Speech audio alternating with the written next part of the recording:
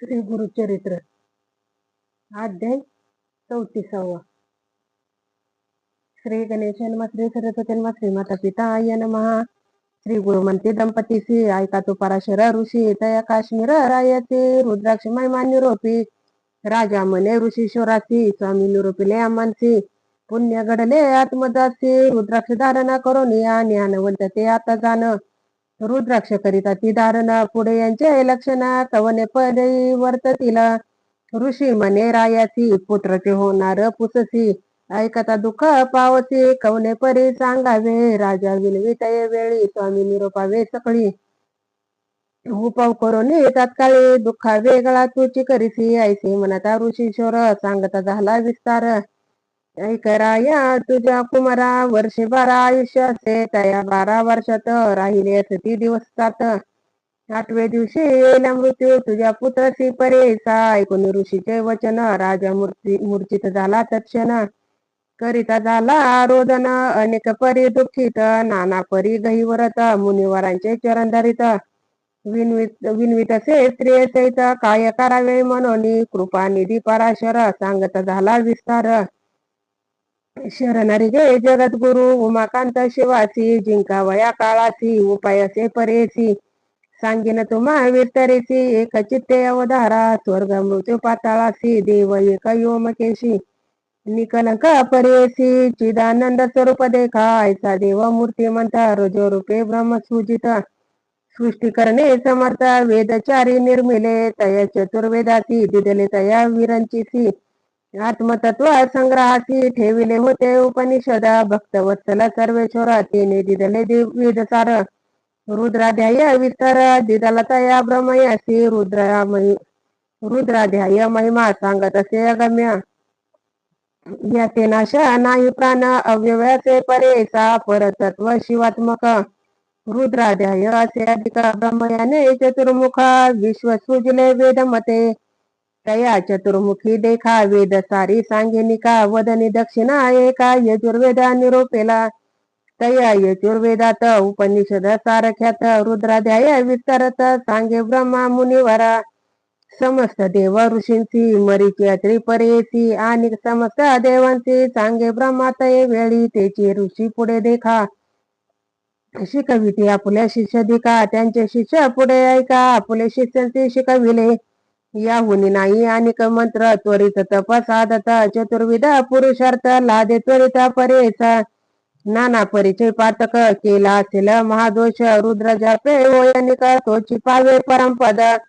तेने कर्मे परिहरती संसार होय निष्कृती जे जे श्री गुरुची बदती तेची तरती भवसागर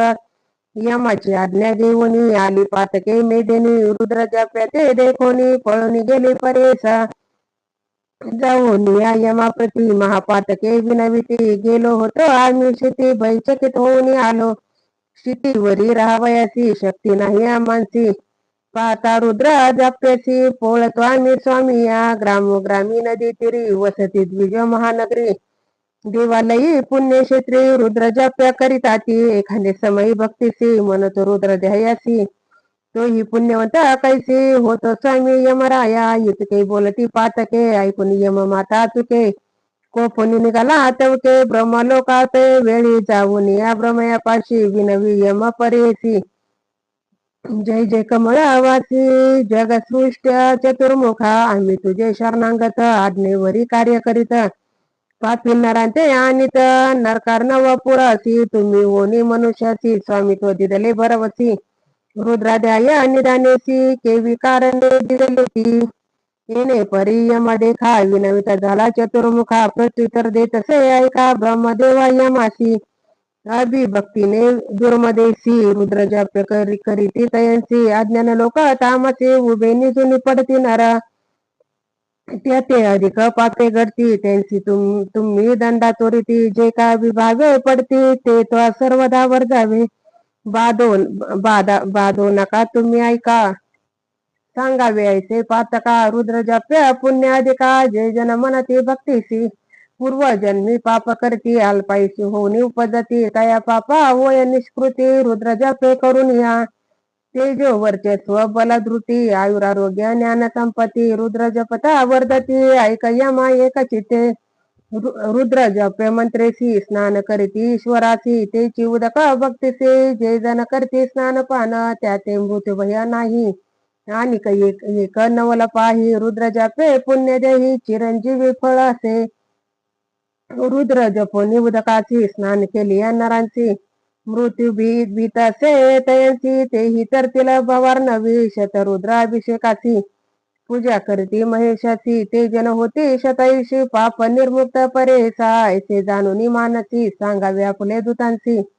रुद्र जापे द्विजाची बाधो नको म्हणे ब्रह्मा ऐकून ब्रह्म वचना यमाला आपले स्थाना म्हणून पराशरे जाणार आया पुढे निरोपिले आता तुझे कुमाराची उपाय सांगेन परेसी 10 सहस्र रुद्रेसी स्नान पण करी शिवासी 10 सहस्र वर्षावरी तुझे पुत्र वाचती स्थिरी राज्य करतीला धुरंधरी जैसा इंद्र अमरनाथ बोलवावे द्विजांसी द्विजन शतांसी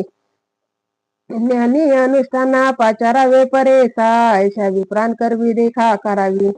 करावा शिवाचे अभिषेक आयुष्यवर दिला कुमारका सध्या श्रेय होईल येणे परिरायासी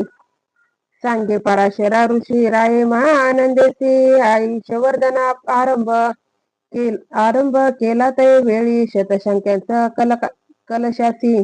विधीपूर्वक शिवासी पुण्यवृष तळेसी अभिषेक करवीत असे त्याची जळे पुत्राची स्नान करवी प्रतिदिवशी येणे परी 7 दिनेसी आराधिला ईश्वर अवधी झाली दिवस 7 मूर्छना आली अकस्मात एक पडला चेत पराशरे रक्षिले तया समय अवचित्त वाच्य झाले अदृश्य सेवेची दिसे अद्भुत दंडहस्त महापुरुष महादृष्ट बैचकित आले होते यमदूता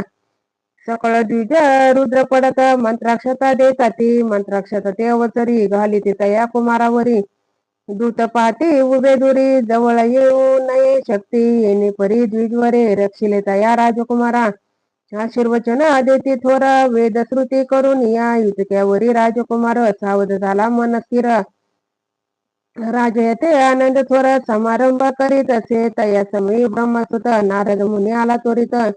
राजा जाऊन सन्मुखात अभिवंदिले ते वेळी राजा म्हणे ऋषीची तू त्रैलोकी हिंदाची काय वार्ता अभिषेची अपूर्व काही निरोपी जय नारद म्हणे रायाची गेलो होतो कैलासाची येता देखिले मार्गाची अपूर्व झाले परेसा महामृत्यू दूतांसहित न्यावयाला तुझा सुत सेवेची येऊनी शिवदूत तया मृत्यूची पराभविले यमदूत पळून जाते तया यम पुढे सांगती आमुते मारिले शिवदूती कैसे जावे शितीसी यम कोपे निघाला वीरभद्रापाशी गेला मने दूता कामार दिदला निरपराधे स्वामिया तये वेळे वीरभद्र मने झाला विनिरुद्र वर्षे 10 सहस्र आयुष्य ते राजकुमारा न विचारिता चित्रगुप्ता वाया पाठविले त्या दूता ओखटे केले शिवदूते जीवे सोडिले तुझे दूता बोलावून चित्रगुप्ता विचारावे आयुष्य त्वरिता म्हणून पाठविले दूता चित्रगुप्ता पाचारिले पुसता चित्रगुप्तासी काढून पाती पत्रासी 12 वर्षे आयुष्याची राजकुमारा लिहिले असे तेथीच लिहिले होते आणि का 10 सहस्र वर्षे लेखा पाहुनी यमधरी शंका म्हणे स्वामी अपराध रुद्र जपे पुण्य करिता आयुष्य झाले तुझ्या सुता